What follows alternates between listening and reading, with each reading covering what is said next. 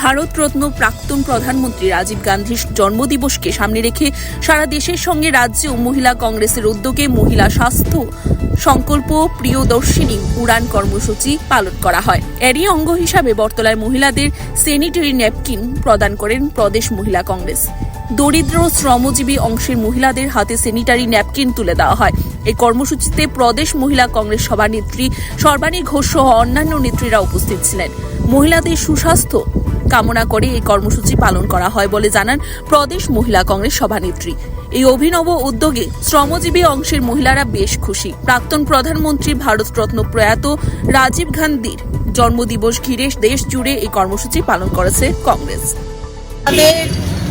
20 August Rajib গান্ধীর জন্মদিন থেকে সর্বভারতীয় মহিলা কংগ্রেসের পক্ষ থেকে সমস্ত রাজ্যে রাজ্যে এবং জেলায় জেলায় মহিলাদের সুস্বাস্থ্য কামনার্থে নিঃশুল্ক আমাদের যে স্যানিটারি ন্যাপকিন সেটা প্রদান করা হচ্ছে। রাজীব গান্ধী যে মহিলাদেরকে নিয়ে যে স্বপ্ন দেখেছিলেন, আমাদের মহিলাদের রাজনৈতিক, সামাজিক, অর্থনৈতিক সমস্ত দিক দিয়ে উনি মহিলাদের সামনে আমাদের যে রাজনৈতিক ক্ষমতা সেটা প্রদান করেছিলেন। সাথে সাথে মহিলারা যদি সমাজ এবং রাষ্ট্রের মধ্যে এগিয়ে আসে এবং সমস্ত কাজে সেটা উনি প্রচেষ্টা চালিয়েছিলেন। তার জন্য রাজীব গান্ধীকে স্মরণ করে 20 অগাস্ট এই দিনটি পালন করা হয়েছে।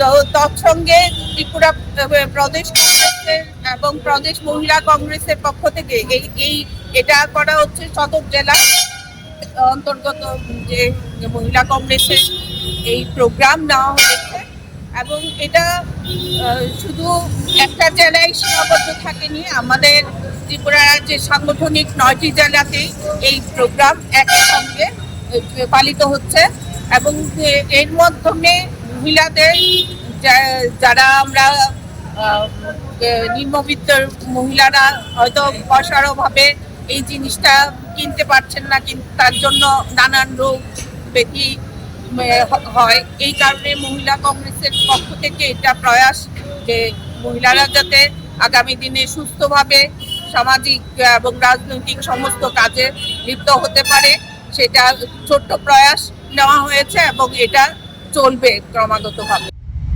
CRI TV, channel for news and entertainment.